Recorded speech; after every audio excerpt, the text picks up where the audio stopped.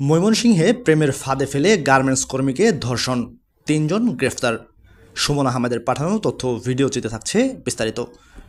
ময়মনসিংহের নন্দাইলে প্রেমের ফাঁদে ফেলে গার্মেন্টস কর্মীকে গণধর্ষণ মামলায় ৩ জনকে গ্রেফতার করেছে র্যাব। বুধবার রাতে কুমিল্লা ও নারায়ণগঞ্জ থেকে তাদের গ্রেফতার করা হয়।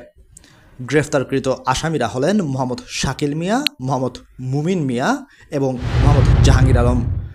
বৃহস্পতিবার ৭ আগস্ট দুপুরে র্যাবের অধিনায়ক নইমুল হাসান এক প্রেস ব্রিফিংয়ে এই তথ্য জানান। তিনি জানান, উপজেলার চণ্ডীপাশা এলাকায় এক কিশোরী গার্মেন্টস কর্মীর সাথে প্রেমের সম্পর্ক গড়ে ওঠে মামুন মিয়ার। 18 জুলাই রাতে ওই কিশোরীকে রেস্টুরেন্টে খাওয়ানোর কথা বলে নির্জন স্থানে নিয়ে যান। সেখানে জাহাঙ্গীর, শাকিল, মুমিনের সহায়তায় কিশোরীকে গণধর্ষণ করে মামুন। এ ঘটনায় কিশোরীর পিতা নান্দাইল থানায় নারী ও শিশু নির্যাতন দমন আইনে মামলা দায়ের করেন। পরে তথ্য প্রযুক্তির সহায়তায় মুমিন ও জাহাঙ্গীরকে কুমিল্লা ও শাকিলকে নারায়ণগঞ্জ থেকে গ্রেফতার করা হয়।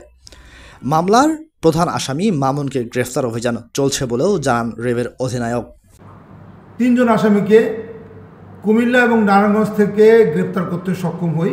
আসামি 3 জনের নাম হচ্ছে মমিন উদ্দিন, জাহাঙ্গীর আলম, শাকিল মিয়া এবং তারা গত 18 জুলাই 2025 খ্রিস্টাব্দে 22 ঘটিকায় গার্মেন্টস কর্মী নাবালিকা মেয়ে একজন ভিকটিমকে গণধর্ষণ করে এবং গণধর্ষণ করে পালিয়ে যায়। তো আমরা 18 জুলাই এবং প্রায় 2 সপ্তাহ পরে আমরা এই 3 জনকে গ্রেপ্তার করতে সক্ষম হই। বাংলাদেশের বিভিন্ন জায়গা থেকে তাদেরকে গ্রেপ্তার করি, কুমিল্লা এবং নারায়ণগঞ্জ থেকে।